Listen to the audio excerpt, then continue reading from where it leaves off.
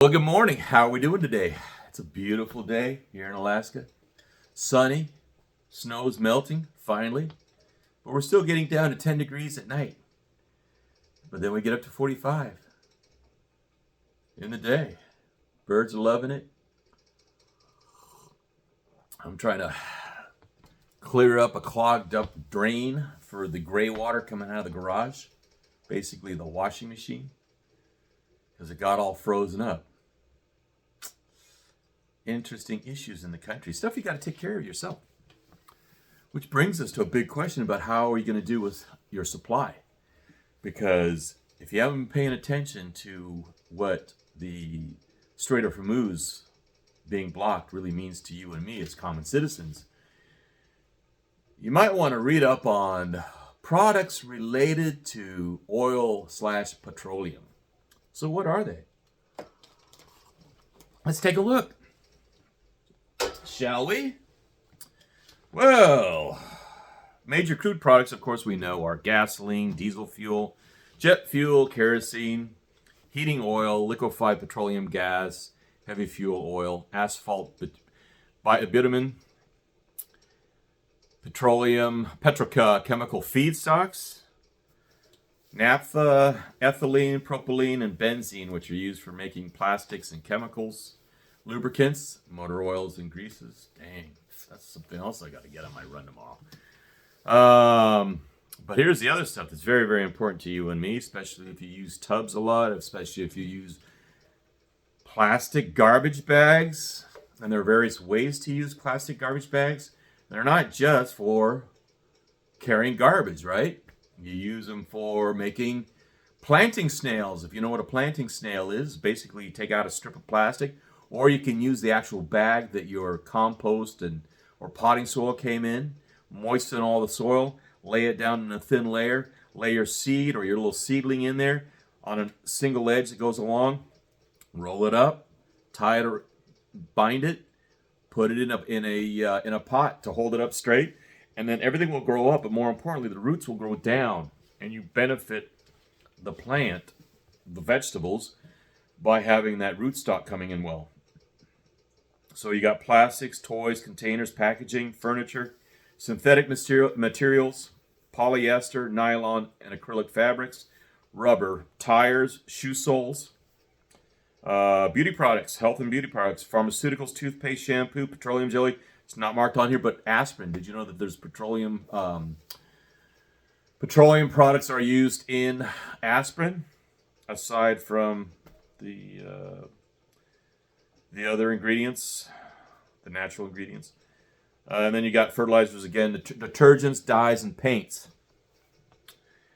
So, what does that mean to you? I'm going to put a link so you understand the farce of oil and the scarcity of oil. And it's a great interview with Colonel Fletcher Prouty. If you don't know who Prouty was, he died in 2001, as I recall. He ran for election. He was born in 1917. Died in 2001. He was known as Mr. X. His big in Hollywood. If you watched Oliver Stone's JFK, he was played by Donald Sutherland as Mr. X, who was kind of like leaking information. He was like the deep throat for Watergate, except for the JFK assassination. And you'd say, how in the world could this person have that much knowledge about what happened with JFK?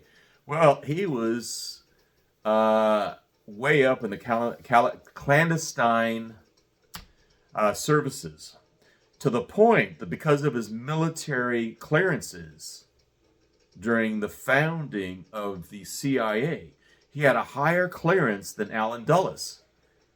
Think about that.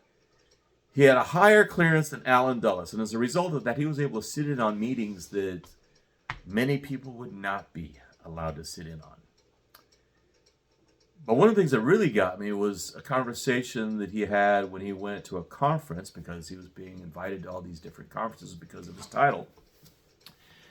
You know, this guy knew everybody. It was amazing the number of people he knew. I mean, he was actually the pilot who flew the Chinese delegation to the Tehran conference where Stalin and Churchill and Roosevelt all met, basically dividing up the world at that time. Basically when Poland got screwed. And a variety of other Soviet bloc satellites that would be sold off without their interest or vote. Kind of like American people right now, where your administration is out representing you. And people say, oh, it's representing the Israelis. Remember, the Israelis are just another pawn, just like we're other pawns, of this cabal that's basically running this world. They're the ones that lie to us and tell us there's not enough oil and we're going to run out of oil. That bullshit that Chris Martinson made his initial money off of, trying to make, we're going to run out and the world is going to collapse. Well, we're still going. It's not oil. And have you noticed that Martinson doesn't talk about that anymore? I followed that guy ever since he was trying to make his name back in, he was giving conferences in Santa Rosa. This was in the 90s. Yeah. And I was in Silicon Valley, where I was learning that all evilness that's in the world right now is actually being created and developed and bubbling up out of Silicon Valley. This is what happens when you have nerds and geeks with money. And what do I mean when I say that, when I talk about, I'm going to go further into a later episode about this, because it's very important to understand the psychology and why we can't have this, because this is the true essence of weak men create hard times. These weak men, these nerds, these geeks who think that they're so hot shit because they came up with some little doohickey or some gadget. Well, we start to find out that really they didn't come up with it. That actually somebody came up with it was like either NSA or CIA, and they didn't want to have their branding on it because it wouldn't be accepted into the public. So instead, they get an actor. They get a patsy. This is the guy who's going to fall. This is the guy who gets his head necked on the guillotine when all the citizens boil up and finally can't take it with all these people playing their little sick, wicked games with the world, where they basically thin us out. But they keep on playing us. And remember what I said. I kind of have it as a badge of honor that I don't have that big of a following. So whoever of you are following me, congratulations. You're actually thinking deeper than most people, because I was just watching freaking Tucker Carlson with Dave Smith this morning, and I'm hearing stuff that is just total bullshit, because these are people supposed to know things, right? Tucker Carlson's supposed to be so smart. But let me ask you about something. Do you remember him? Because I followed him through his career. I would watch him do these debates and do these talks. Watch the manner in which he plays. It's a very old technique, which is it's a wordplay, where you kind of like repeat things back, but in your own words, back what's being said. But you're not really bringing anything into the conversation. Kind of like his fake laugh, right? That's a fake laugh. It's fake knowledge. But the thing about it is he was chosen, and he's still being chosen. And how do you know that? Because he continues to propagate the ignorance and stupidity of people, because people follow him and they don't ask questions. Like, perfect example. He and Dave Smith were having a conversation about World War II and how suddenly Dave Smith, that was the most horrific killing of people and the number of people that were killed.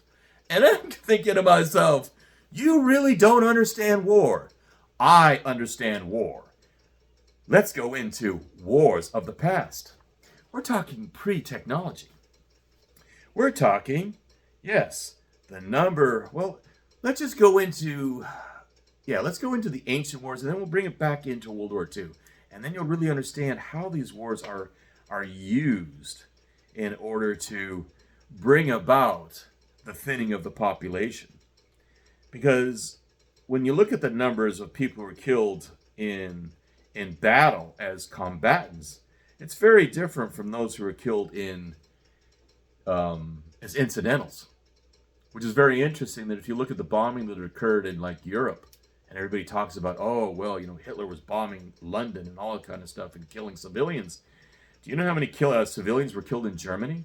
How many civilians were killed in Czechoslovakia, Yugoslavia, all these different places, civilians by allies in these bombings.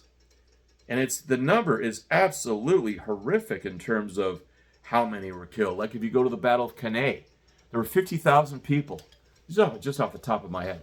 They were killed in one day, and actually, I don't think it was one day, it was actually a couple hours. 50,000 people. That's coming up on the number killed in Vietnam during the whole war, which is about 58,000 combatants. But how many people were killed of civilians? We're getting in the number of about 3 million civilians, 3 million people killed total in the Vietnam War, because we're talking about civilians. It's kind of like a friend of mine, my good friend. I call him my Vietnamese brother. He passed away about, what was it, 3 years ago now. Min. He was from North Vietnam, from Hanoi. And the week that 9/11 occurred, and they were talking about the number of 3,000, and it was going up to like 5,000. You know, we didn't know at that point yet how many had been killed in the 9/11 towers. And I went in because my buddy Min, he owned New Loy's. It was no, at that time it was still Loy's. It was Loy's in San Francisco on Irving Street. Now they're all closed. The sister closed up too because San Francisco was shut to hell. So I come in and it's like, man, and I was going through the numbers, how many got killed in two Twin Towers, and the thing that just reset me and reminded me about everything, because the trauma that is always the most striking, of course, is the one that's right in your face, right? The one that's freshest. You forget all the other ones in the past. You forget all the events of history, either because you never got it, like Tucker never got it, and even Dave Smith doesn't get it, because they'll just pop up a number and just say it. And this is the worst part about this. If you just say a number, then there's nobody on TV to call you out. I'm calling them out. No. The number of people killed in World War II, in terms of the military, it's nothing in relation to what it was. As I said, 50,000 in the Battle of Cannae. Battle of Cannae, who was that? That was, who was the famous Hannibal. Hannibal and his elephants. That was when and that was 50,000 Romans alone were killed. How many of his Carthaginians were killed? Right? These are the battles. This is hand-to-hand combat with swords and shields. 50,000 people killed in that time. And you contrast that to like 3 years, 4 years, and it's 50,000, 60,000. But then you bring in the shift, because that's the thing with the technology, is the technology has improved. I've noticed that the civilians killed in battle because civilians knew to get the hell out of there. And since it was hand-to-hand, the ones who were getting killed were the ones who were fighting back. So you had soldier against soldier. And those are the ones who were the death for that day. And then you had the slaves. People became slaves because of whatever side won or lost, right? But it doesn't even compare with how many people get killed in the civilian population. And that's what people should be concerned about. That's like World War II.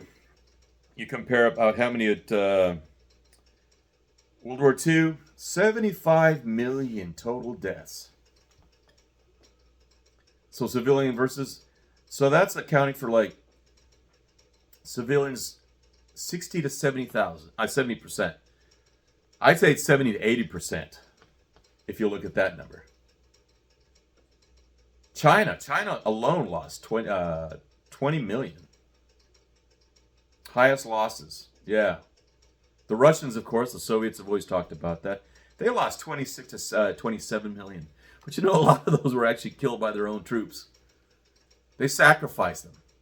That's how these groups work, is they'll sacrifice people. And what you're having now, it's all about population thinning. That's what this whole thing is about. That's what this Hormuz is all about.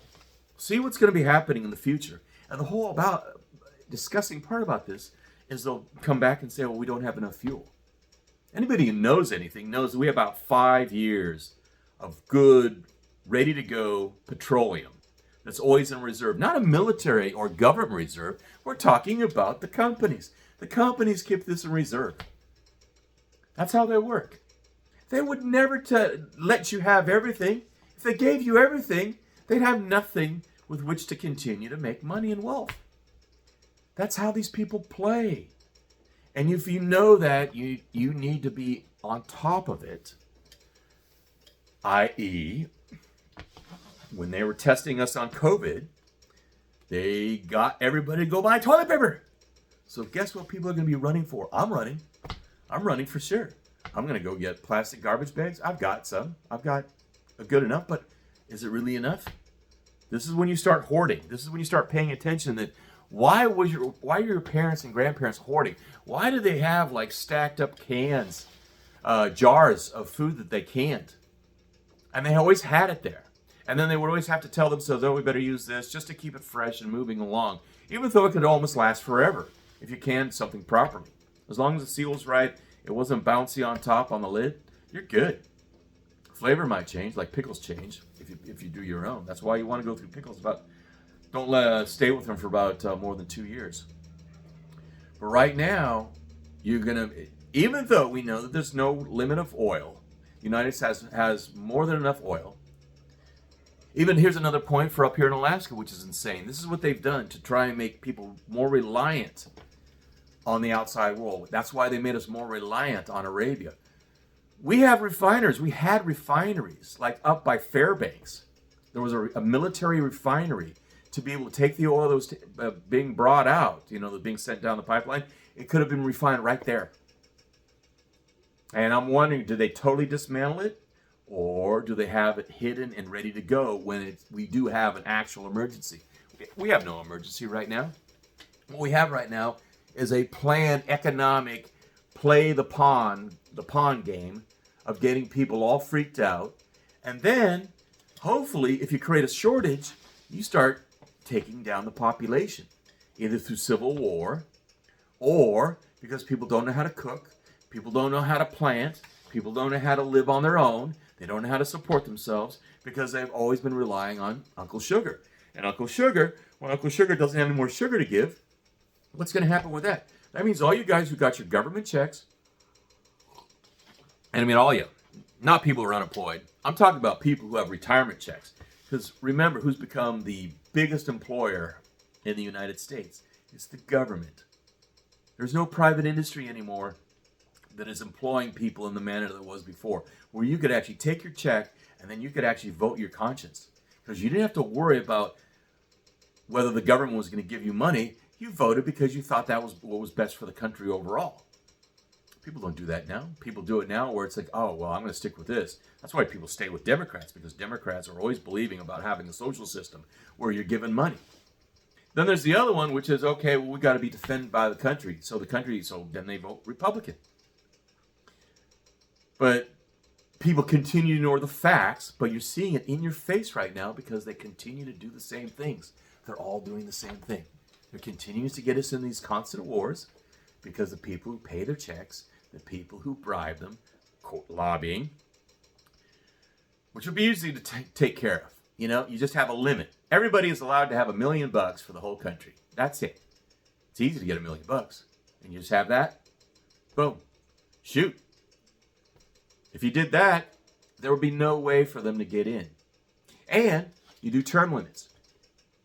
So that it goes back to the way it was in this country during the founding of this country, which was when it was truly great and it was truly free, which is you went to Washington. You went, well, at that time, was it Washington yet, or is it Philadelphia? Because we've had, New York, Philadelphia, and then Washington, D.C. were the capitals of this country since its founding, right?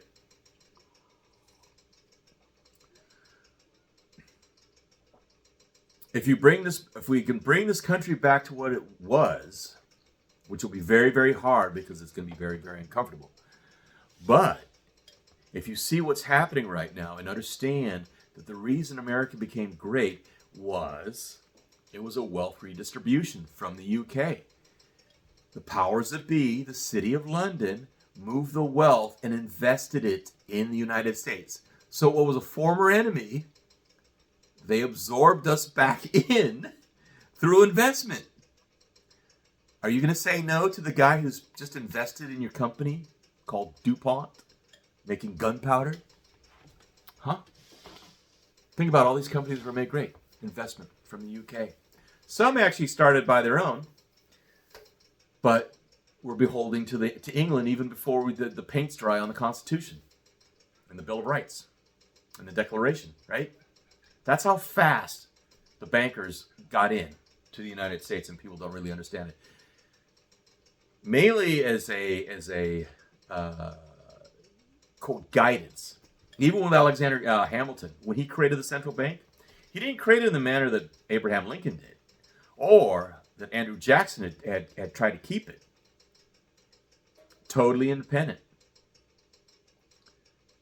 But that's why they killed Lincoln, and that's why they tried 2 assassination attempts on Jackson. These are the Rothschilds. This is the Bank of England, the City of London.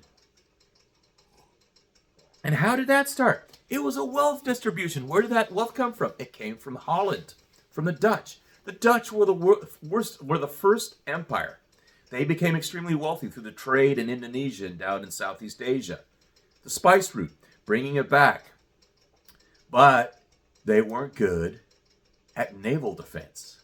So what did they do? They made a joint venture with the UK that had a great navy. Remember, those who have the navy can do global maneuvering, which is why the Chinese have been trying to do it. But now I think they're at a point they realize that they can't do it in the manner of the United States, because it took a lot. It took all of the wealth of Europe, the wealth of North America and South America, and then the wealth taken from other countries and continents, Asia, Africa, to make that wealth plundered in order to create the great navy that was protecting the trade routes of this plundering to where they were processed.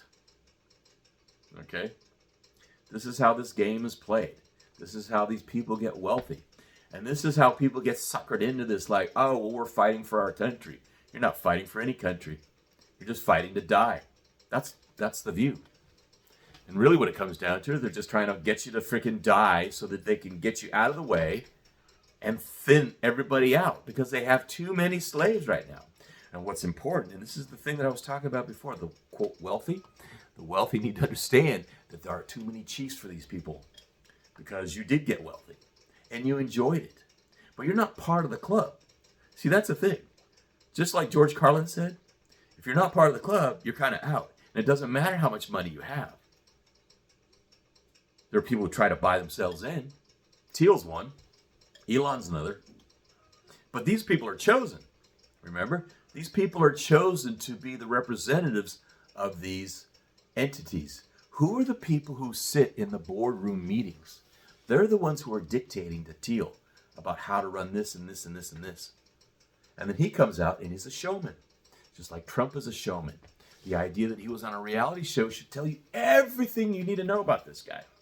That he's always been right in front of the camera. He learned from Cohen how to do that. Cohen, what was Cohen's first name? Forget. But he was with Joe McCarthy when they were hunting communists. And isn't it interesting? I told you about 2 other committees. And I gave you the links. In my prior episodes, I gave you the links to actually read the reports by Norman Dodd to the Reese Committee. And there was another investigation on Un-American activities. And that was, it was the infiltration into the government by communists, which was separate to the investigation that McCarthy was doing. But nobody knows this stuff. And why? Because, see, this is the way a healthy nation works. This is the way Switzerland actually works. When was the last time Switzerland got into a war? The wealthiest countries do not get into war. Why? They get other people to do their bidding. That's why I feel sorry for the Israelis, because they're suckers. They think they're fighting for the Holy Land. They think they're fighting for their Jehovah, their Yahweh. They're not. They're fighting for the Cabal, the Illuminati, and the frickin' Rothschilds. That's who put them there in the first place. That's why they were the ones who came up with the idea of going there. Why? Because they wanted to exploit the oil. You can't get the best price if you got a unified, it's kind of like a union. They wanted to break up the Arab Union. If they broke up the Arab, which wasn't really a union because they all hated each other, but this just solidified everything so they couldn't bring each other together. And that's why you put the Israelis, you put the Zionists in there and stir shit up. And that's why I'm talking about what's going to be happening next for those. So where's the wealth distribution going to go? So remember, it went from Holland to the creation of the Bank of England. Okay, there was always the City of London. The City of London is where mainly the Jews, who were the bankers for the monarchy, would bring the wealth so that the monarchy could go and fight these wars. You know, like during the time of Queen Elizabeth and Henry VIII, etc., etc., etc., all the way back. So when they got kicked out by Henry the First, I think that was Longshanks. So the wealth is redistributed and it's invested into the UK. How is it invested? Builds up the ships, builds up the Navy. Then with the Navy, that Navy could go and protect all the wealth that the Dutch were bringing out of Indonesia, black pepper, etc., etc., cardamom, cinnamon. Then the colonies were formed, and then wealth was starting to come that way, but mainly there was just lumber was coming back. Pines, that's where all the great ships. Why did they like? They loved all those big giant poles that were coming out of the forest in New England. Those were coming back to be made as made in masts for the big ships, the big battleships, and all the other natural resources are being back to England and Europe, and the benefit through taxation to the City of London, Bank of England. Then we had a debt default, which was the American Revolution, because they are taking away our currency, as I said before, taking away our currency, putting us on the pound. And that was the first time you started seeing people in poverty in the United States. If they wanted to be on the street, they were just totally nuts, and it was just like they actually weren't being on the streets because they'd be taking care of family. That's what would happen. So there's nobody on the streets. But when they started enslaving people through debt, like they have now and have been doing for a long time, it's just gotten worse and worse and worse. Remember, before the creation of the Federal Reserve, people had freedoms. People had a good education. That was before Rockefeller hijacked the education system in 1910 and with his General Education Board. And that's how he modified the education and turned people from thinkers who would vote with a critical mind, turned them into slaves who would work in his factories for production. And the Rockefellers and the Rothschilds, through investment, have been tied for a long time. That's why you saw in the last graphic I had on the cover. Yeah, so that's where it was this. If you finally see David Rockefeller and Evelyn Rothschild together in the same room, what that tells you is there's been a relationship for much longer that's being recognized in that Vanity Fair article. I think it was a Vanity Fair article. And this is the thing, it's just like Wall Street. By the time you hear about a good stock, it's too late. The people who have made the bank are the ones who already heard about it. They were party to it. They invested it. They've done everything. They've already profited from it. What you're getting are the leavings. That's the travesty of Wall Street. Wall Street was created to enslave the United States even further. So every time you thought you were making money, you were actually stealing from your children. Think about that. Oh no, I was doing good. I invested in good companies for America. Yeah, that's why we're in wars right now. In a war that this time we're not going to get out of, because the whole purpose of this war is to do the final death knell of the United States. Remember, every war since World War II, they built us up during World War II to create confidence in the country. You build confidence in the country, and then you can get other people to jump in on it and say whether they got everybody to jump in on our dollar. And guess what's happening now? They're all running away from it because we've lost the currency status, global currency status, because of all these nations. And it started with the prior administration doing what? Yeah, using it as a weapon. You can't use currency as a weapon.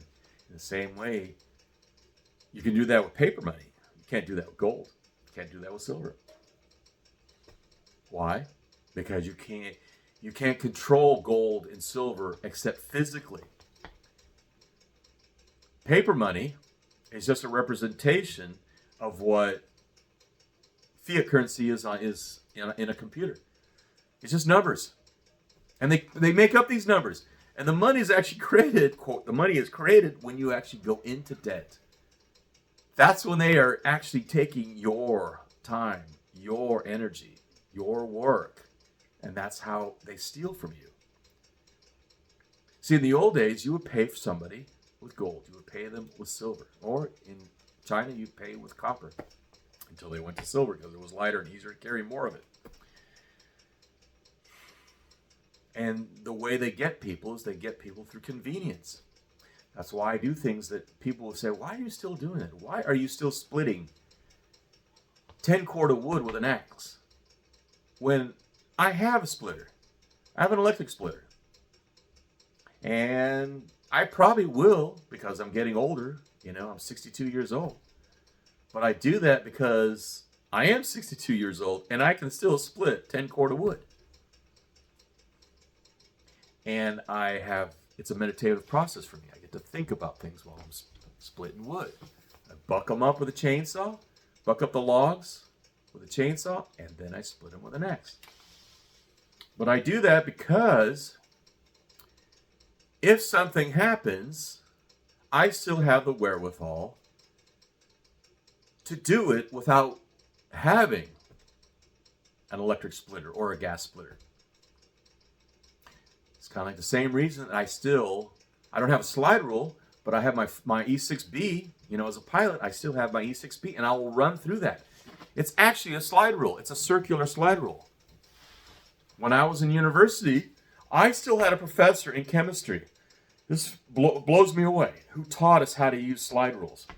By that time, Texas Instruments had taken over all education.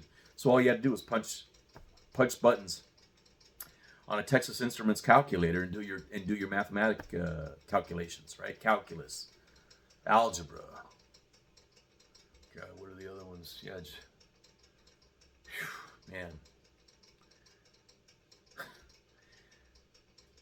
We've moved so far from the ability to calculate that, you know, like your grandparents used to be able to just do it in their minds.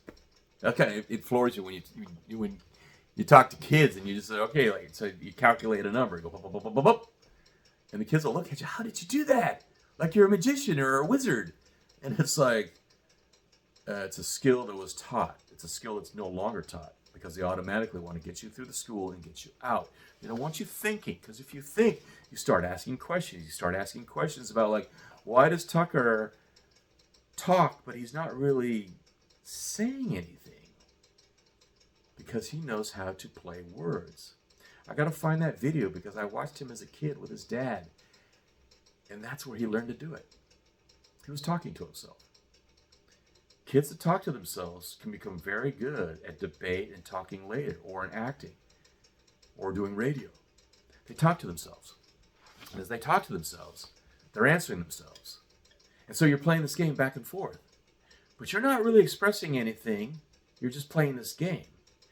And that's what Tucker still does. Remember, that's why I say, when you look at adults, and you look at them long enough, you start to realize that all adults are really just kids with better toys and more money.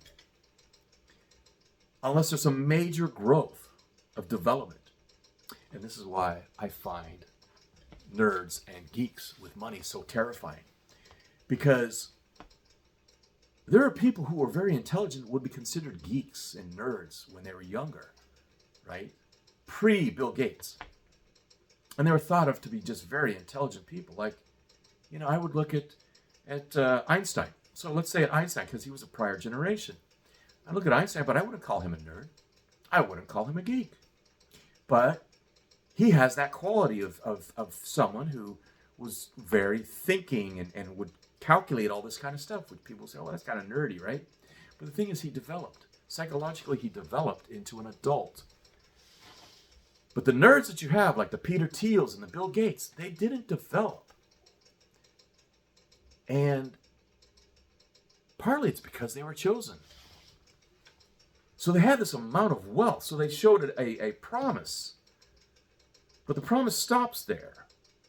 And it doesn't have development growth, because in order to have development growth, you have to have challenge, trauma, introspection. Bill Gates doesn't have any introspection. You can see it in his eyes. Peter Thiel's another example of that. And you look at how he's developed over the years, because there's a lot of it on film. So if you look at Peter Thiel, you realize that he's just a vengeful little kid. That should terrify the hell out of you. Especially when you look at what he's been putting into. And even more so is Alex Karp. He's even more psychotic. Alex Karp is the American equivalent of Pol Pot and Stalin. These are psychotics. These are fucking sociopaths who, it's wild. They believe in their minds that they're doing good. You know that old saying about, like, the road to hell is lined with good intentions? If you look at the psychology of Adolf Hitler and the things that he said before, if you listen to the speeches of Ho Chi Minh and Pol Pot, and even Stalin, and even Lenin, look at what they're saying. And these people cannot get there if they didn't believe in what they were proposing. But the thing about it is, just like with the Rothschilds, they have no self-introspection to realize, wait a minute, maybe there's something wrong with this belief system that I'm forcing it on a whole population. And if those people don't agree with me, I'll kill them. I'll starve them to death. Or I'll just flat out just line them up in their village and have them shot like Trotsky did. True believers. Alex Karp was a true believer. Who's his mother and father? His mother's black. His father was Jewish. His father was a social worker. A.K.A. socialista. A.K.A. more like a comunista. And what the mother? Yeah, the mother was a teacher. A black teacher. You come from that and you see his education.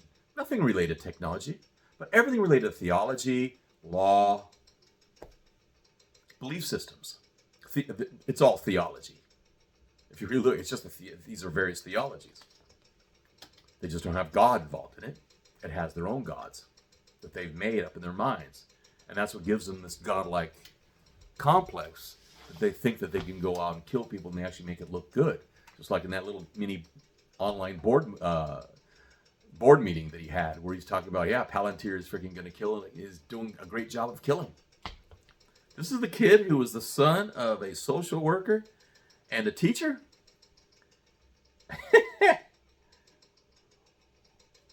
That's how you create sociopaths, because they never grew up. They don't grow up.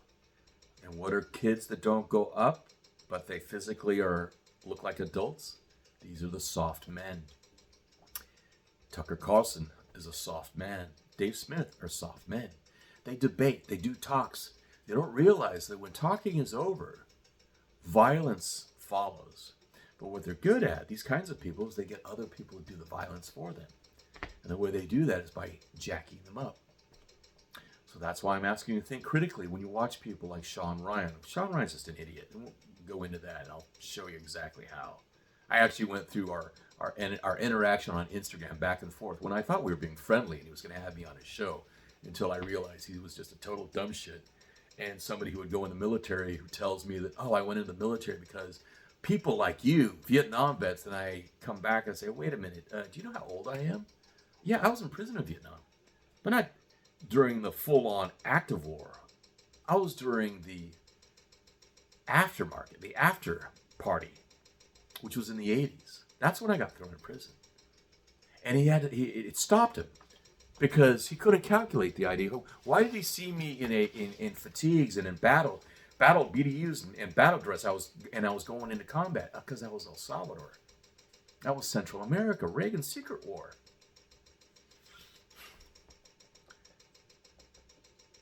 And this is what is being used in order to get the sheeple to follow the lead. And see, this is the lead. What is this? The way these people work is they work through nudges. They see where a movement goes. They see the power of the movement. And then they realize they can harness the energy of that movement and redirect it. Does that bring you to something called MAGA? That now is called MEGA? And is it really MEGA?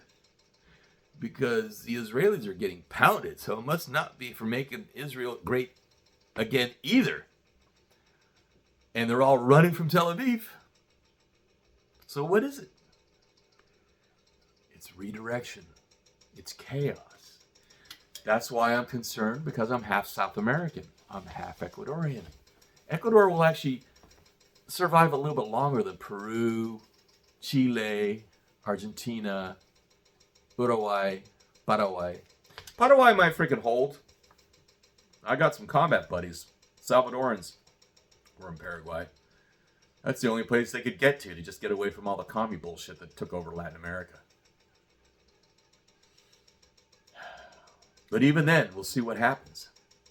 Because the Sionistas, under the Plan Andina, for those of you who have not been reading the Spanish news in South America, I've got to get that guy on here. I got to see how I could do it, because I don't think he speaks English. He even has it automatically AI translated so you can watch it. I'll put a link so you can watch his channel. It's a good channel if you speak, and I think it has the links to where it's translated in English. But Plan Andina is the plan that the Argentines and the southern Chileans have put together to show, or they've labeled it, which is basically the original plan of New Palestine. So the New Palestine, because they've totally trashed the Middle East. And remember, the only reason that the Rothschilds put the Zionists in Israel, paid for everything, and got a sign-off. Remember, they don't put all their money into it. They always believe in OPMs. The wealthiest in the world never use their own money. They use other people's money. All the crap they've been doing around the world, they've been using the American taxpayers' money, the federal income tax. That's why I've been telling you and imploring you, if you want to resist, stop paying your federal income tax. Do it legally. Again, I'll put the link down below. Agent for Truth. The guy's straight up. He's squared away. Former IRS agent. I can't say enough about the guy. He shows you legally how to do it.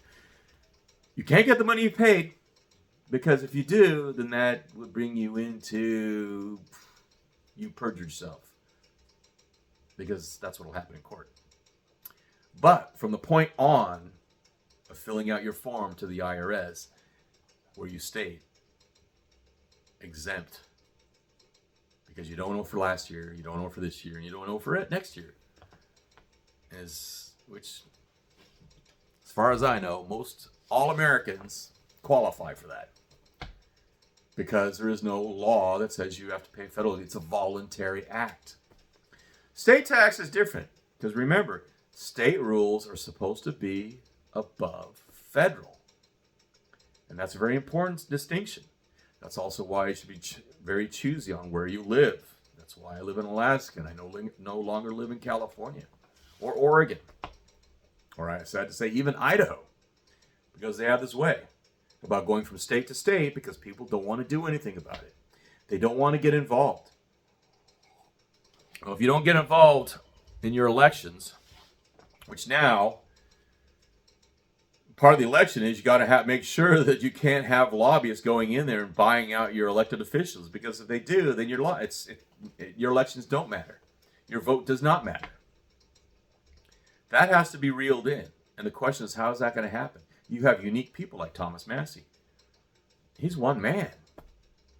And there's other people, they might want to, but hey, they're not going to turn back that butter. All that sugar? No way. We're in a pickle. We're in a pickle. That's why I tell people we've gone around 250 years. And what did we have to do last time? But people have to be really educated on what it is. My biggest concern is that I really think this is going to be a civilization buster. I think there's going to be so much fractionation in the world, because China's not going to be the new empire. Russia's not going to be the new empire. The United States is no longer the empire. So we're having this transition period right now. And if we do have a nuclear war, which is only enough in order to wipe out that population I was talking about based on the prophecy. That's why it's like, hey, does it really matter whether, the chicken or the egg? Does it really matter whether this is prophecy being fulfilled or by God or this is prophecy being manipulated by human beings in order to achieve the apocalypse? Does it really matter if both lead to the apocalypse? It's just you got to be ready. It's kind of like the storm. If the storm's coming, do you just keep on willy-nilly doing the same thing? That's why I'm warning you about Hormuz. Don't worry about the oil and the fuel. What they're going to... Remember, it's always been irrelevant. Their pricing, that's all dictated by how many people are willing to pay and how many people will pay. So the way they're going to do a lockdown is they're going to make the price of fuel so hard that you won't be able to go anywhere except by foot. So you basically, if you're not into staying healthy and working out, chopping your own wood, hunting your own game, fishing, I can walk to a place to go get fish. I can sit in a tree and shoot a moose on my property. I can walk my property and shoot grouse. I can call in a lynx and eat a lynx. Lynx is freaking phenomenal. For you people who've actually tasted mountain lion down south. Hey, by the way, we're starting to get mountain lion up here too. I call it the other white meat. Tastes just like pork. I never turned down a cat.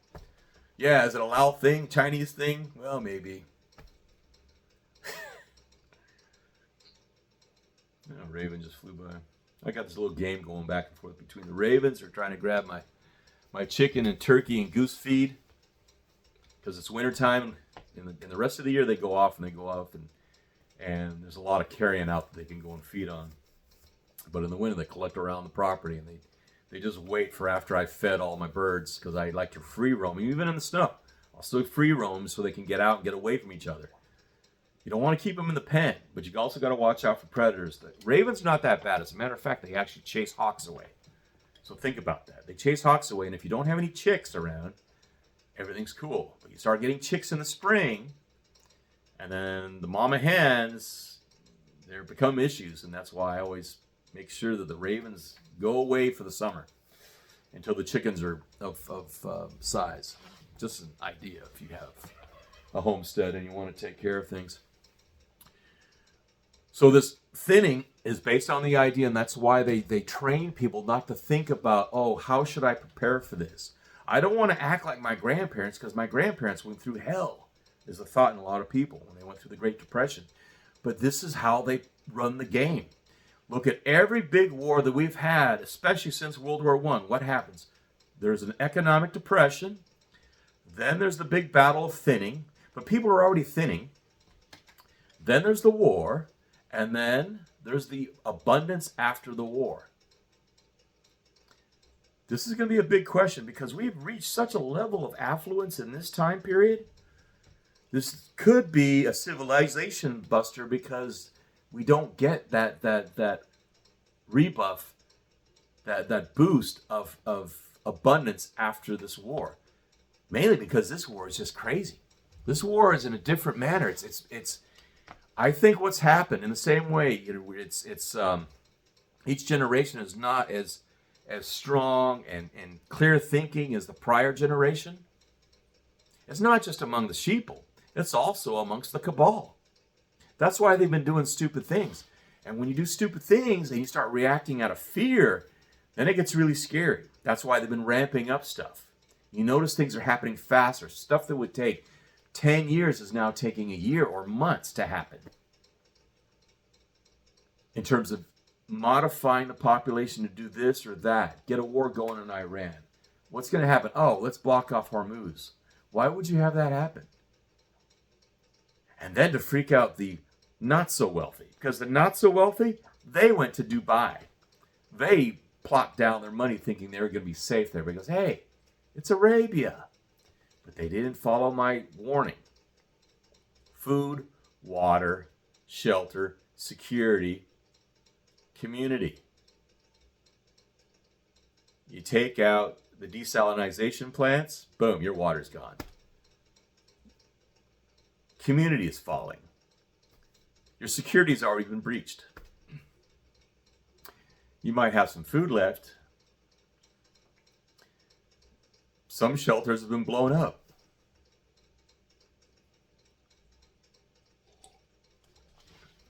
Next time I'll be talking about what kills you are extremes.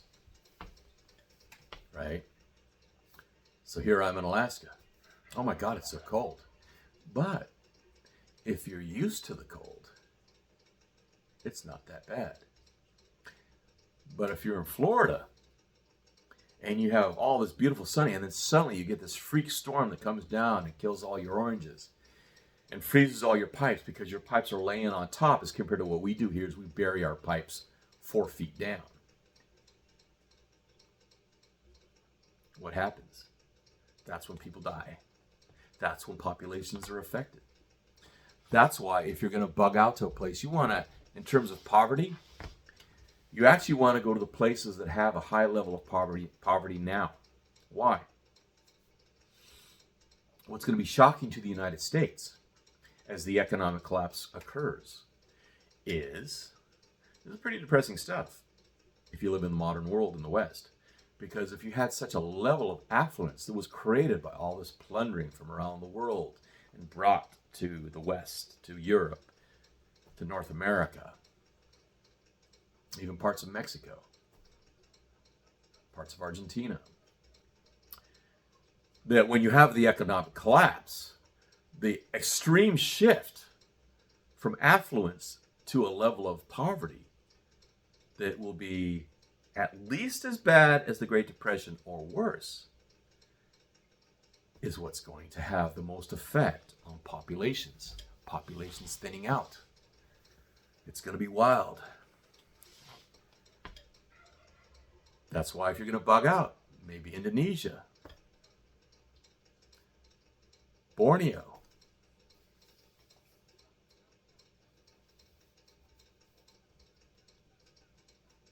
Northern South America, Northern Brazil versus Southern Brazil.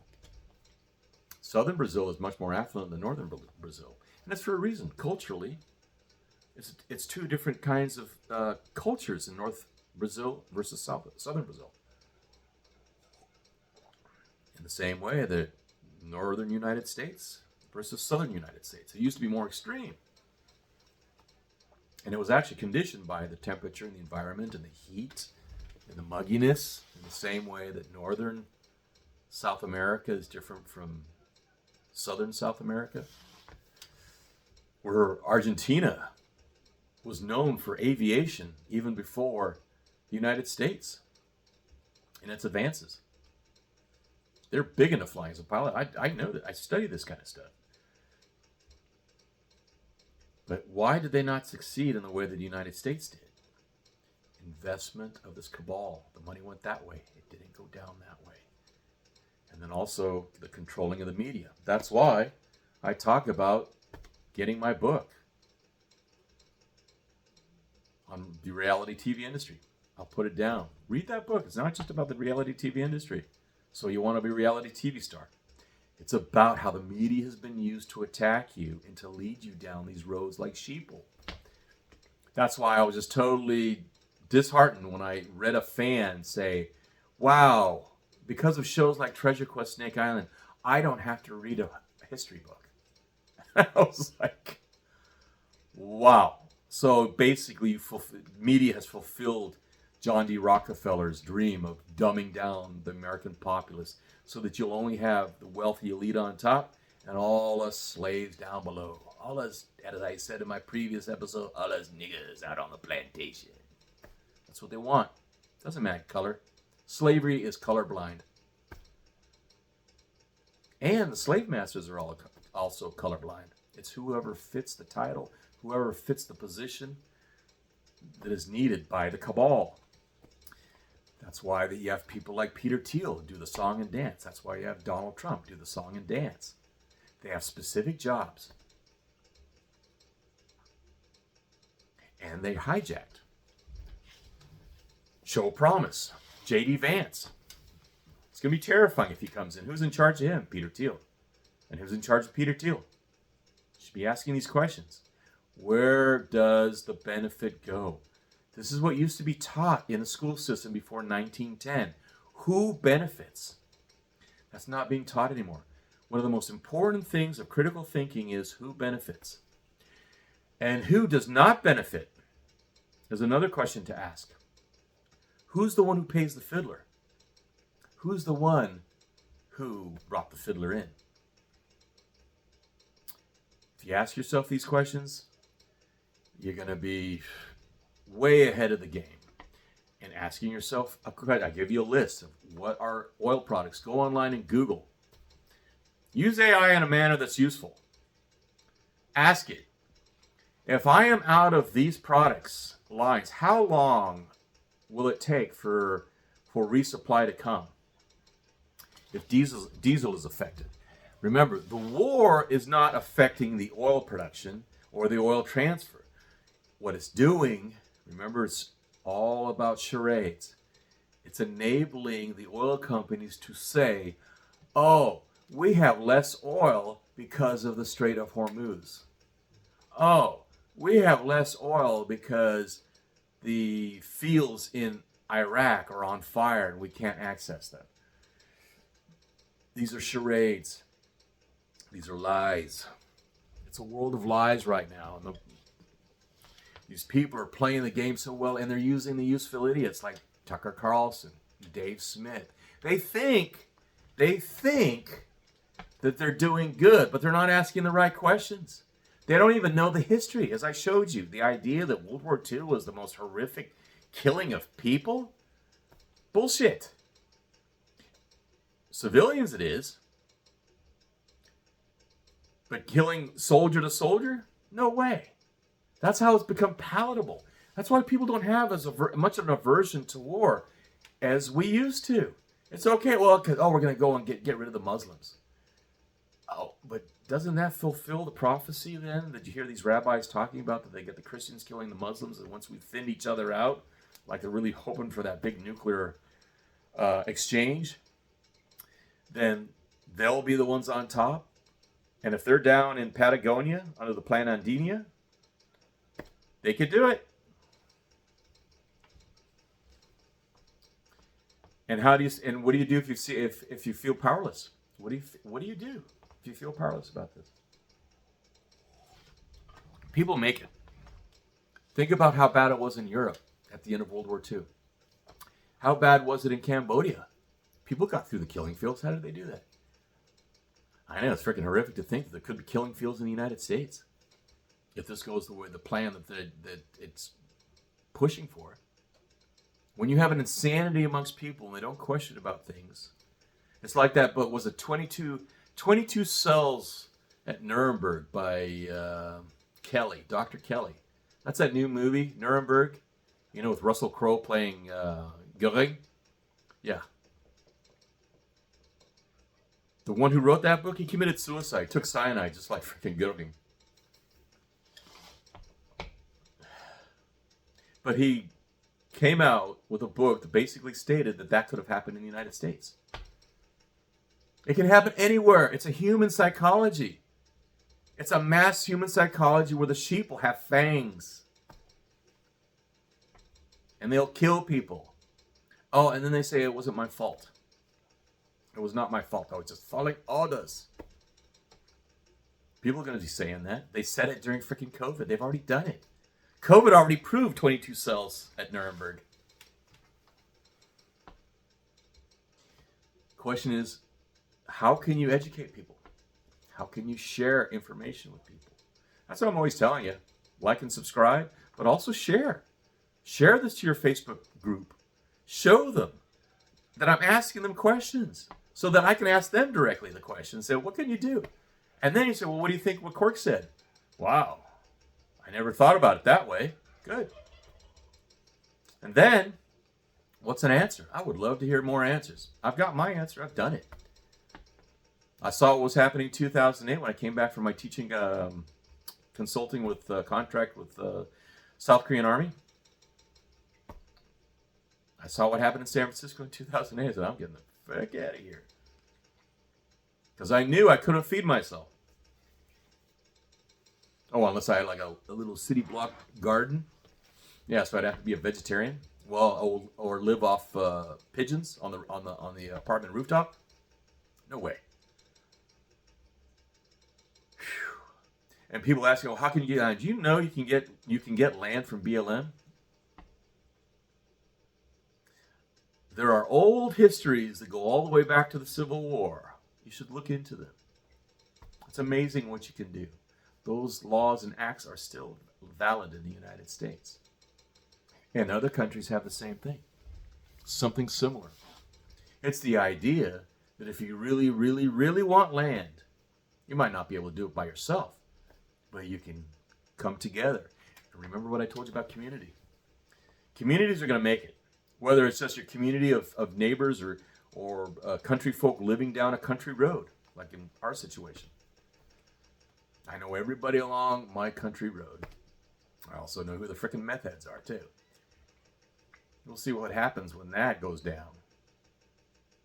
In every state. That's the plague throughout every country, state. Montana, Idaho. It's the meth heads. It's a plague. And how did that get going? Why is it? Why does the meth head plague affect the country? Because they don't want you to be living freely and in the manner in which your ancestor did in this country. You just had to deal with banditos and marauders. But if you had a community and you got a reputation, then those banditos stayed out of your community and they stayed out of your area. They would not come in because they knew what would happen to them. It's kind of like the Navy SEALs in Vietnam or the Salvadorian Navy SEALs that I worked with in El Salvador. When they found out that we were in the area, the FMLN got the hell out of there. They didn't want to deal with us. And I was just tagging along. And then, stories I hear from the Vietnam era SEALs telling me about, if the Viet Cong knew they were in an area, it was just like, deed him out. Get the hell out of this area.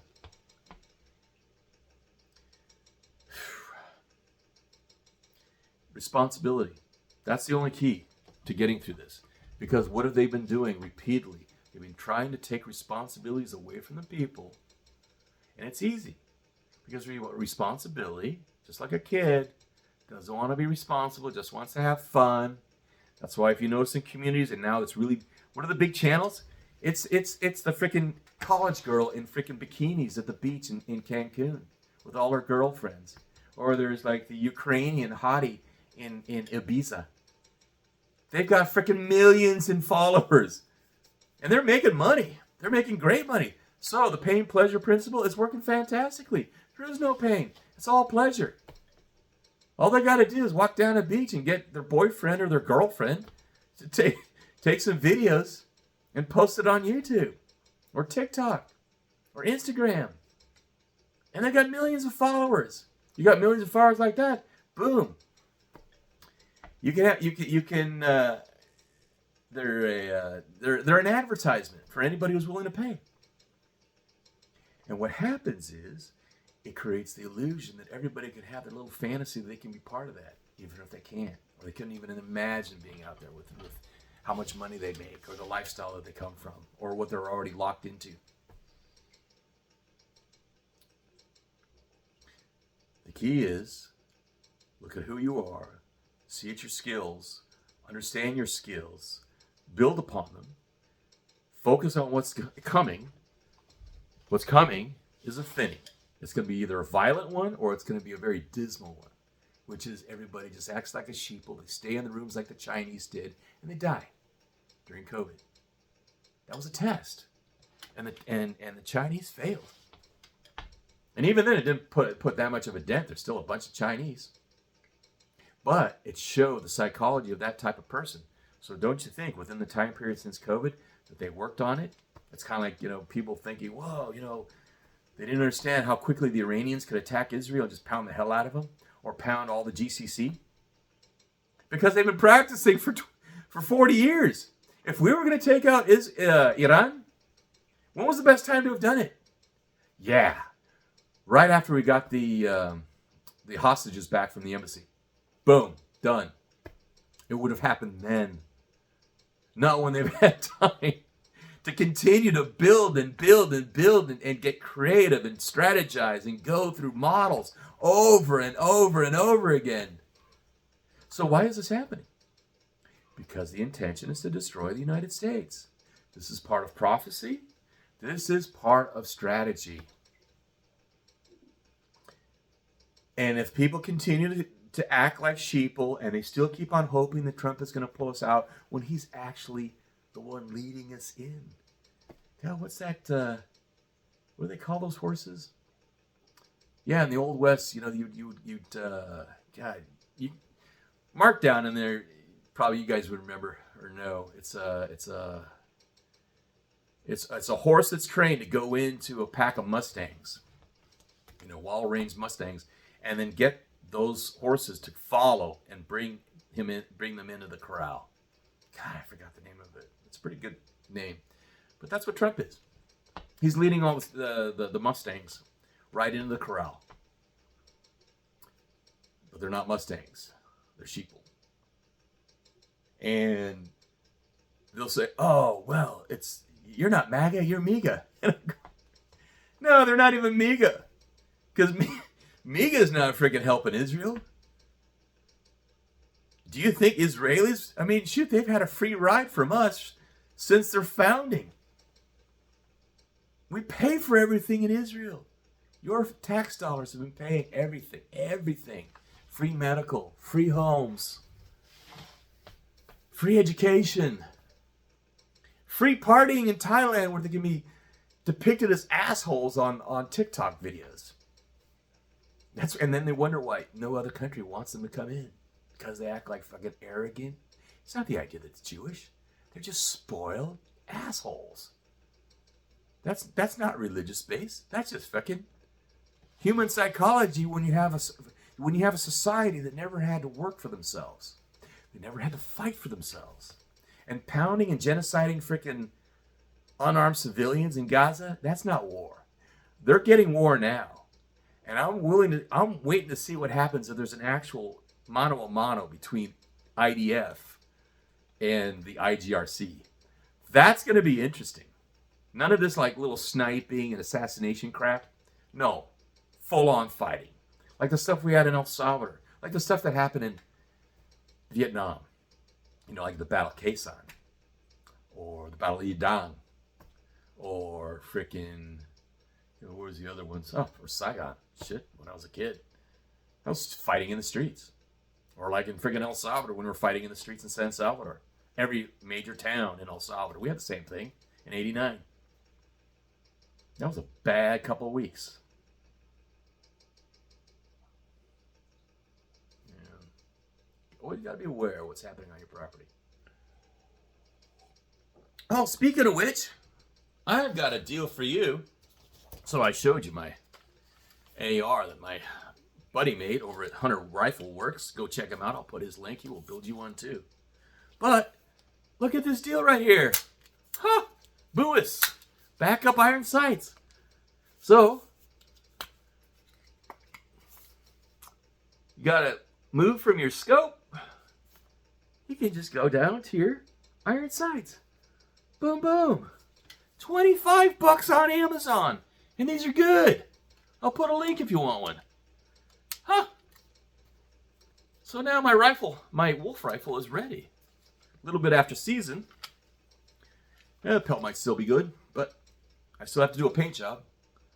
I'll do a little short video on how to do that for you guys. You can enjoy it. Because it's so easy. And I'll tell you why you paint your rifles, your pistols. It's not the idea that you're trying to blend into something. It's that you try to not look like something.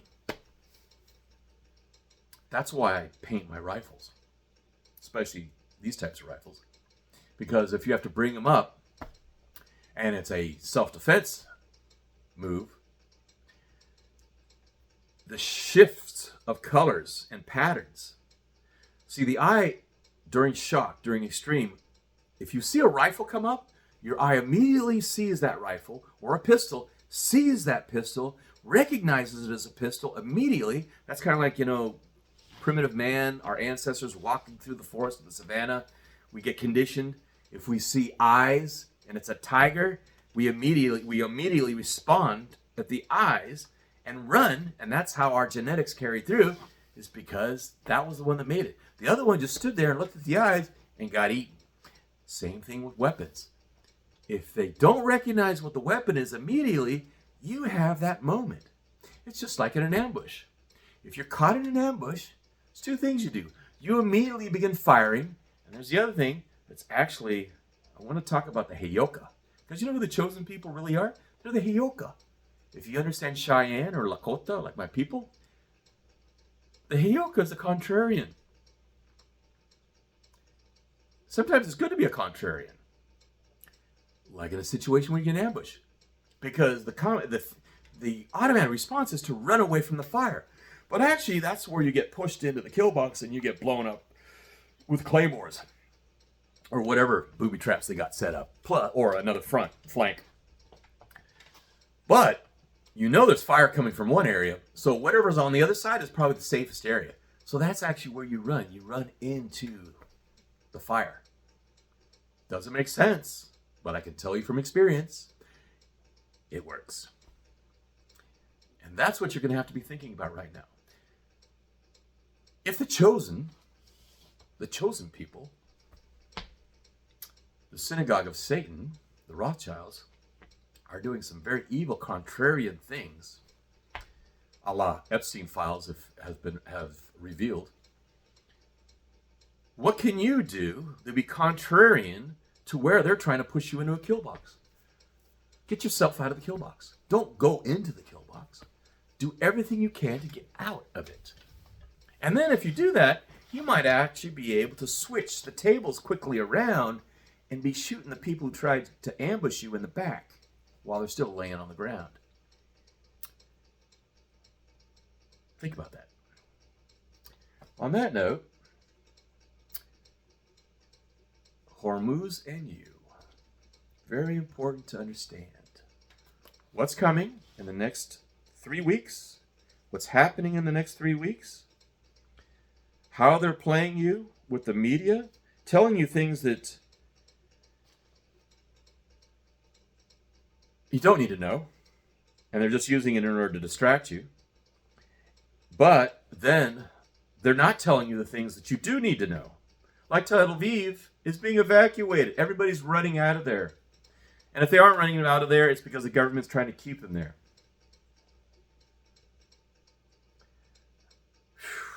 And understand how this cycle, we understand the pattern with the cycle patterning of the depression, which they're pushing us into.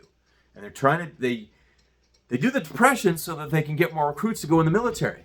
Well, as we're seeing, not very many people want to get in the military. That's because they haven't cut off the free money yet. What excuse are they going to use to cut off the free money? Because remember, fiat money is fake. It's not gold and silver. And that's why they put us on that, so they could create debt. Which debt in itself, if the money's fake, and the credit on that it's created in order to enslave us is fake, then do you really have to pay it back? Because that's what the American colonists did. They proved that you don't have to pay it back. But how did they do that? Think about that. I think there's a lot of people who are thinking about that. And it relates to the idea that one action put upon another action, if you get my drift.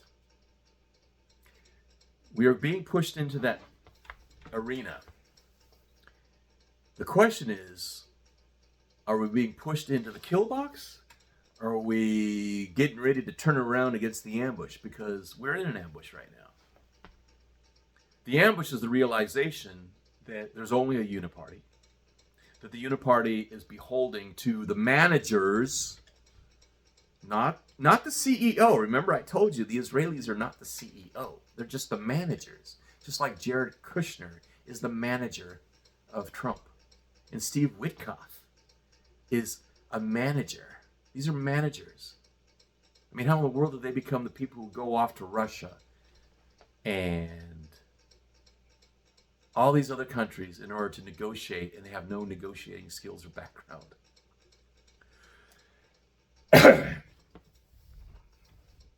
Unless they're put there in order to fail, and fail horribly. And they have failed horribly. And here's one of the things to really think about. Because everybody tells, oh, the Abraham Accord was so beautiful. It was a great thing. Well, Jared Kushner is the one who was supposedly in charge of that. if you understand the prophecy, there's another part of that prophecy, which is peace in the Middle East.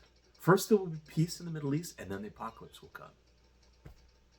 So if you have people who are manipulating everything, and they manipulated the peace in the Middle East with the Abraham Accord, does that say that now they are manipulating the apocalypse to bring it in?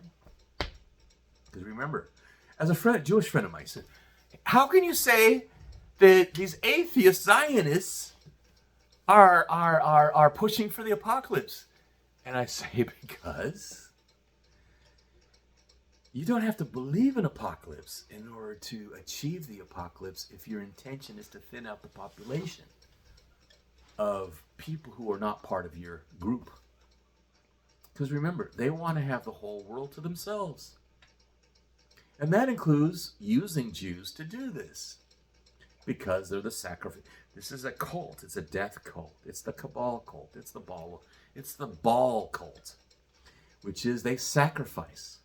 That's why that rabbi, I'll put a link to her too.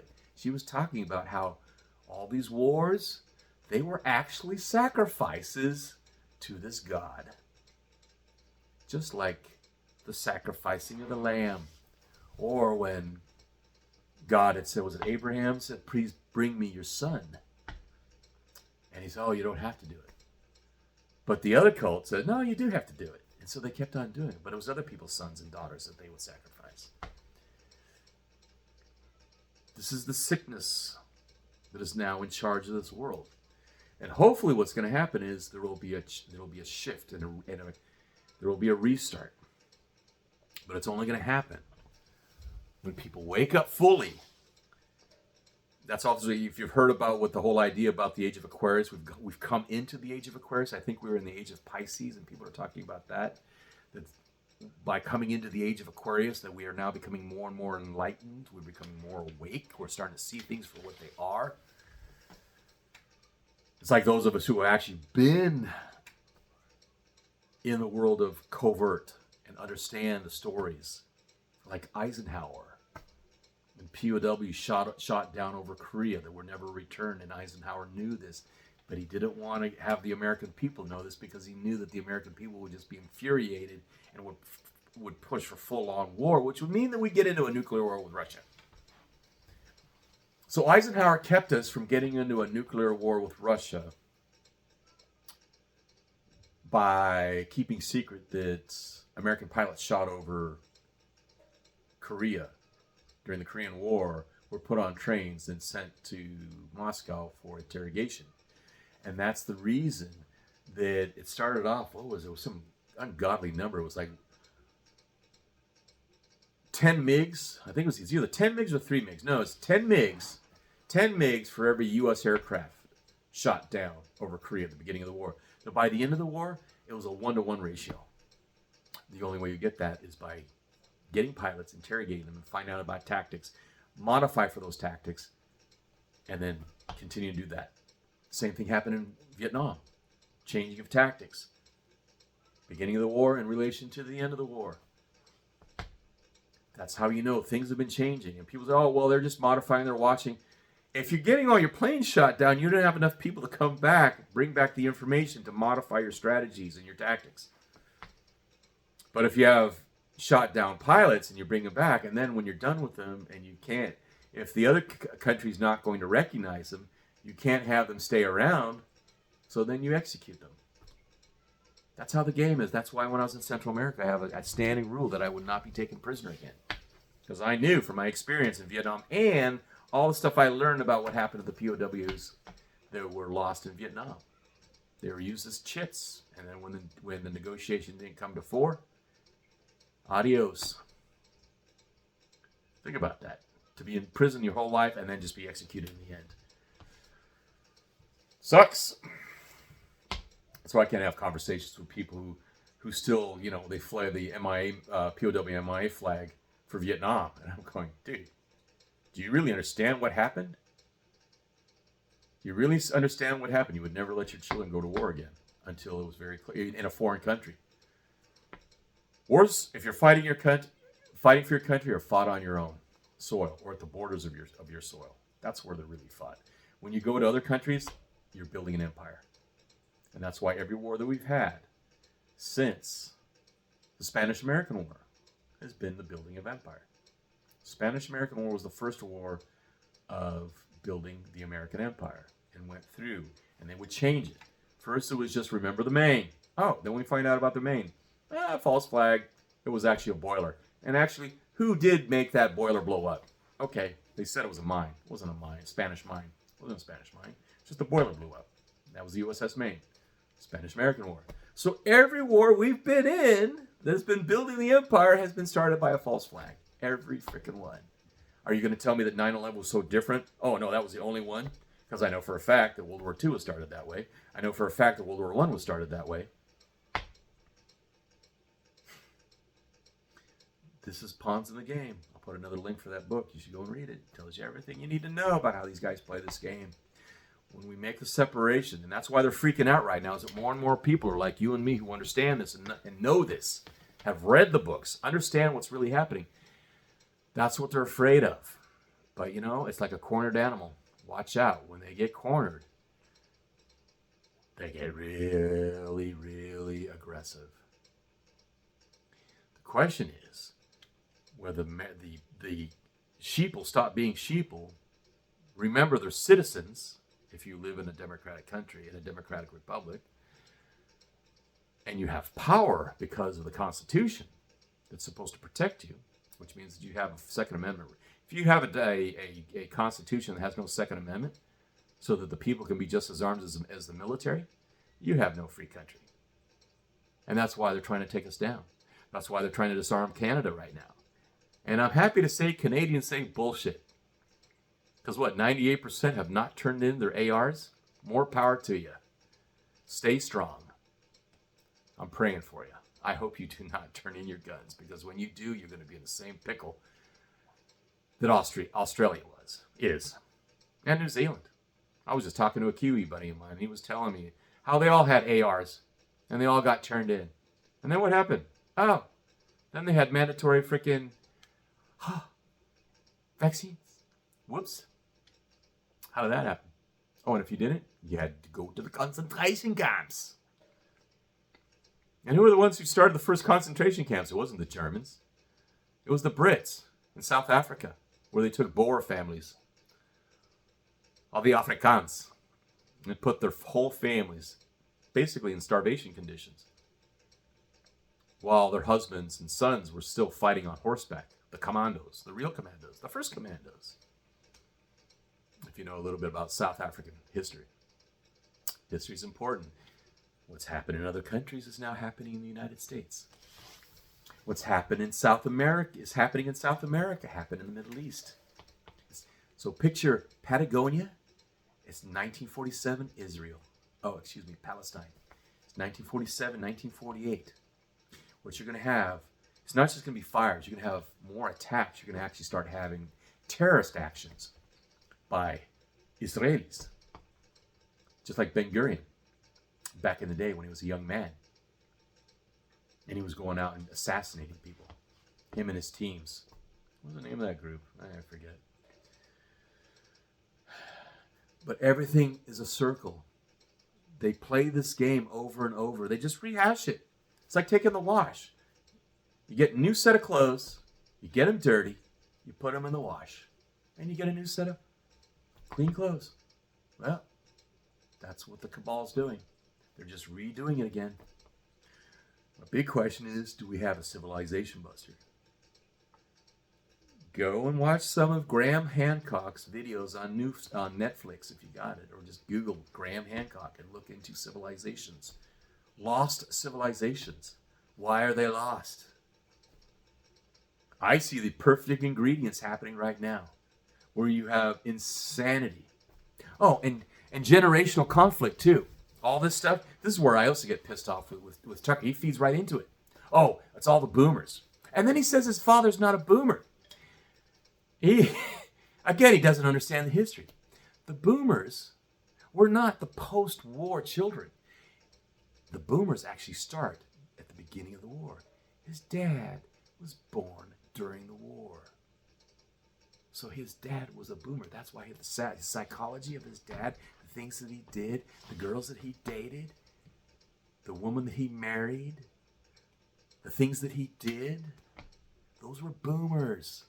So he's trying to keep his father out of being a boomer, but then he's berating boomers. I think he's a Gen X, whatever. And making it look like, oh, they're so smart. That's part of the plan. That's the plan that was started back in the 60s. Don't trust anybody over 30. You ever remember that? I remember that when I was a kid. That's why all these rock stars were dying. Overdosing. Car accidents. Janis Joplin. Jimi Hendrix. And they were revered because they died. They didn't get too far past over 30 because you can't trust anybody over 30. Oh, and then the boomers became over 30. And now they're like in their 80s and 90s. I mean, I remember these people like they were teenagers in Vietnam when I was a kid. I was like, whoa. And what's going to happen to Gen X when they get like the boomers? Whoa. That's part of the plan. You're getting division. Everybody's against each other. Before that, the older generation was admired because they actually went through hell. They did things. They carried down ideas and traditions. But that's why they want to break this. And they've been breaking it repeatedly. That's why I've been talking about finding out your family history, knowing what your family history is. Even if it's just a hint, and you can't have the specific line of what happened to your family specifically, go look. Somebody's done a family tree in your family. And has got some history, and you can, with that history, you can understand, and then you can appreciate your ancestors. And if you appreciate your ancestors, you have a tie to a base, because that's what this is all about. Is to shake you up, and then if you shake you up, then they'll have you looking at the future. And, oh, what's Peter Thiel doing? Pushing to the future, because you can't trust the past. What they really want to say is don't look at the past, because all your answers are in the past about what's coming. On that note, like, subscribe, share with your friends. Maybe they could benefit from the things that I'm talking about, where I'm trying to get you to think about things and do a little bit of research. You don't have to go deep into these things the way I do. And keep your sanity. Because this is freaking just getting wild. I mean, everything that's happening right now doesn't make sense unless you understand chaos theory, which is chaos theory is not supposed to be level-headed and keeping calm, unless you keep yourself calm and you can watch. It's kind of like being on a boat. You know, when you're on a boat, or like when you're flying a plane, when you get turbulence, you just stick with the plane and you keep calm. You don't keep on reacting to all the turbulence. If you keep on doing that, the plane will freaking flip. That's why when I come in on a landing, a lot of times I am just barely touching that yoke or that stick. Barely, like 2 fingers. Because what I've learned is that if I take control and I start reacting, then that plane really starts to go. But if you just let it go, see, the planes are designed to fly. They're designed to fly smoothly, even with the buffering. So it actually deadens it if you don't overreact. So that's the 2-finger deal. It's like flying helicopters. You notice the guys, it's a very soft touch in a helicopter. And you see the guys, like when I was going in-dock at Pensacola, NAS, when I was a midshipman, Marine midshipman, and I'd see the chopper pilots. I was going to go for fixed wing. I wanted to fly the F-18, which was just coming out in 1983, 1982. And you could see the new kids, the new freaking second lieutenants and ensigns, and they're just out there, and they're in the Huey. And that Huey is just, it's supposed to stay right on that square, and it's just bouncing, flying all over the place. And that's because they have a hard stick. Don't have a hard stick. Soft. And that's the way to look at all this information. You're flying in turbulence right now. That's by design. They're trying to get you all wigged out. That's why they have people like Tucker Carlson running stuff. That's why they have Sean Ryan doing all this stuff. That's why they have Chase Hughes running this stuff. These are useful idiots. They don't have that number because of an organic following. It's not an organic following. It's the same way as Professor John. Professor John is an outside influencer. But you know what? His objective for the CCP is the same as the cabals, which is to create chaos. And this is the thing about propaganda. Pay attention to this. Good propaganda is mostly true. Give you an example. I'll give you many examples, but I'll give you one. The old one in Vietnam. Hey, why are you fighting for the white man? You're here in Vietnam. Your people have been downtrodden. You've been enslaved by the white man. And here you are in Vietnam, killing for the white man. And he doesn't care if you die or live, just as long as you fight his wars. Right? It's true. How many Trumps freaking had a bone spur and didn't fucking go to the draft? How many poor white people? Well, so that kind of broke that. So it's not 100% propaganda perfect with the details. But blacks were enslaved in America. Blacks, because of a poverty line. See, it's really the poverty line. It's not the color, because that's why there were a lot of Southern white who went to war. And they also believed that when they went to war, they were fighting for the country instead of fighting for the man. And actually, when they find out that they weren't fighting for the man, they were fighting for the corporation. If they weren't fighting for the corporation, they're fighting for the cabal. That's how the breakdown comes down. You can break yourself away from that. There are ways to do this. I've shown you the most important one. Because if we can get enough people all across the country to realize, why are you voluntarily paying for this when you could be taking care of your kid with that same amount of money? Because you're not going to get it by the time it's due. Because if the country totally collapses, you're not going to get your Social Security card, your Social Security funds. You're not. You've been paying into it. All your taxes that it's supposed to be paying into all these services. It's going to be more like California. Where'd all that money go for the rail? There is no rail between LA and San Francisco. They've been talking about that for frickin' 50 years. And then they started getting the money for it, and it still hasn't been built. It gets stolen. It's theft. It's a theft of your time, your energy, and your life. And when you're older and you think about that, you don't waste any more time with this crap. What we're trying to do as older people is to share it with the younger people to understand this is what's really happening. And you have an opportunity to change things because you're going to live longer than we're going to live. It's going to be, I think I'm still going to be alive. Even though I'm 62, I think I'm still going to be alive when all this shit goes down. And I mean the bad stuff. Because John says 6 months. I don't know. I'd still give it about a year just because people are not into it for the same reason they're not voting. They're also not going to get into violence unless it's in their face.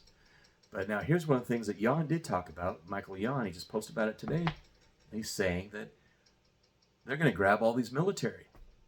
Well, let me explain it further how it was done in the past, because we look at the past, right? So all this military, so they're going to recruit these people in the military, and they're not going to send them over because the red, white, and blue Americans, the patriotic ones, they're being sent off to go and fight in fucking Iran, right?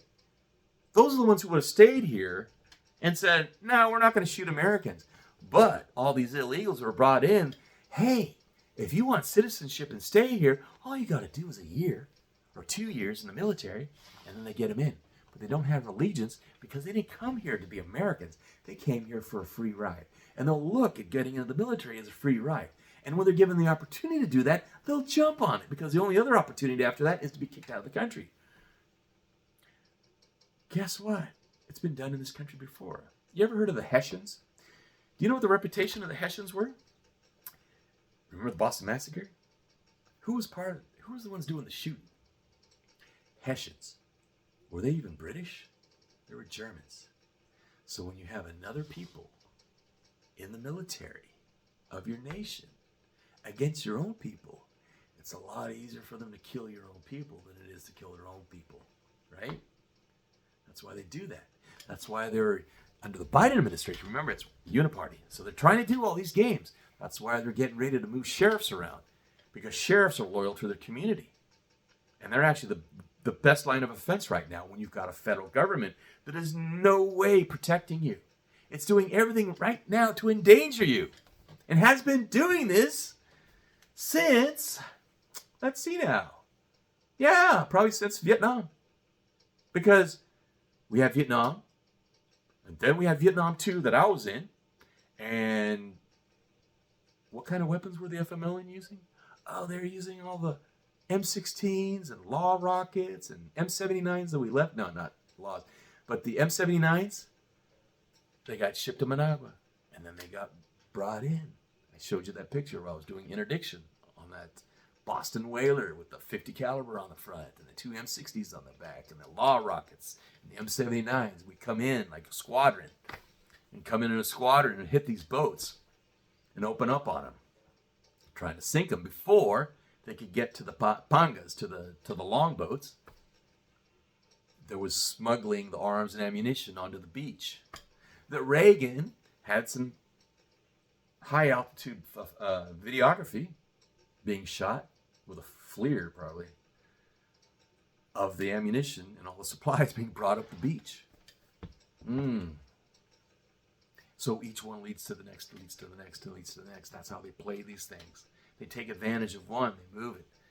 Ammunitions go over to the communists. The communists go in. Who created the communists? The Rothschilds. This is a sick game. And the biggest one, if Michael Yon is right, and I'm thinking he's probably right on this one. Yeah. So if you start seeing a lot of non-nationals being recruited into the military, get ready, because those are going to be the ones who are going to follow orders, because they don't have an allegiance to anybody except their command. More so than those who are Americans who know when the Constitution flat out says, you don't do this, because we've already had this happen before the American Revolution or the first American Civil War, which was against the British. And you saw what happened with the Hessians. And any foreign fighters that are in a military, mercenaries, those are mercenaries. These will be mercenaries. They won't be loyal to the United States. They'll just be mercenaries. But they'll be wearing the uniform of the United States Army. Think about that. That's how you get people to start shooting back.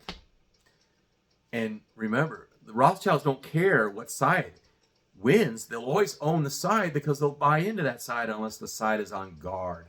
As Benjamin Franklin warned us when he said, "Madam, you have a republic if you can keep it," meaning vigilance. Americans have not been vigilant, and as a result, we lost the country. It's been lost for a while. This make America great again? America has not been great since the Rothschilds took over.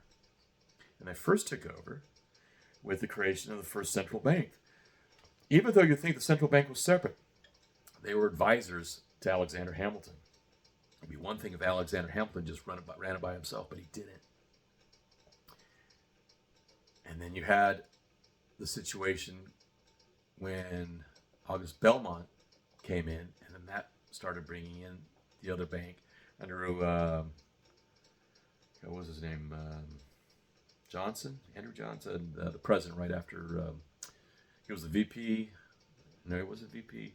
It was president right after Lincoln was killed. That's when Rothschilds came back in solidly. And they killed Lincoln for that reason, because he didn't want that to happen. He was the one that brought in the greenback, the dollar, the real U.S. bill, where there was no usury involved. It was just a way to pay debts and to pay for services. That was all. The U.S. Reserve note that we all have now, that is a form of usury. That is a fictitious credit to the American people to enslave the American people to the various banks that own the Federal Reserve. And that's why when you pay the IRS, you're not paying to the American government, you're paying to the Federal Reserve. That one should stick to you, because that's the one that is the mind blower. On that note, God bless. Watch your six. Pay attention. Get ready. Go get the supplies that you need. Supply issues are going to come. They're all fabricated, of course. It's all fabricated. I got a link down there. For sure, Fletcher Prouty. Watch that one. It's a long one. 2 hours. Watch that interview. He'll set you straight. Man. Too bad there weren't more people like him, because if there were more people like him, we might not be in the situation that we're in now. But too many people have been bought out. Too many people could be bought. And that's a question of society, and it's a question of the morality of the society, and it's how, when you have good times, the next generation doesn't respect that, and they end up being soft, and then they end up creating the hard times that we're coming into. Because what we got going on right now, it may be hard for you right now, but think about it, it's going to be even harder. And that's why I say gird your loins, steel yourself, make yourself strong. Take care of yourself. Work out. Meditate. Focus on your positivity. It's hard to do. As I was asked before, how did I get through Vietnam and being in prison? How did I get through Central America? I always knew that I was going to make it through it. If I got whacked in El Salvador, okay, that could have happened. If I got whacked, executed in Vietnam, that could have happened. But I was always feeling that I would make it out of there. And like I said, I tried to escape 3 times out of the different prisons in Vietnam back in 1983, 84. And I never even trusted by the time when I was being told that, yeah, I was going to be released in 84, that I thought, God, the only way I'm going to get out of here is if I get myself out of it. Because they told me if I did not admit, I would stay there for the rest of my life. Kind of like debtor's jail. Ever heard about debtor's jail? Except this wasn't debtor's jail. This was just the idea that I would be like ending up like the POW MIAs. That's why I was listed at the Pentagon as POW MIA. For those who may be having problems finding out the records, as I said, they're totally declassified. I'll put a link down. My birth name, not my author name. My nom de plume is Cork Graham. My TV name is Cork Graham, but my birth name is Frederick Graham, as is noted on my Wikipedia page. If you search under Frederick Graham, Vietnam, prison, all the declassified, well, not all of them, but a lot of them are declassified at the Library of Congress. Go read that. When I was actually having to do the FOIA to go get some of that information from State Department, from CIA, from DIA, DOD, I had to get packets from all of them. And it was funny because some packages would come from one department and it was redacted. Come from another, it wasn't redacted. That shows you the bureaucracy of this fucking government. If you think they can freaking run anything perfectly, no. Do they have to? No. Because the objective is chaos. As a matter of fact, when the government isn't running well and people believe in the government, what more chaos can you create? God bless. Watch your six.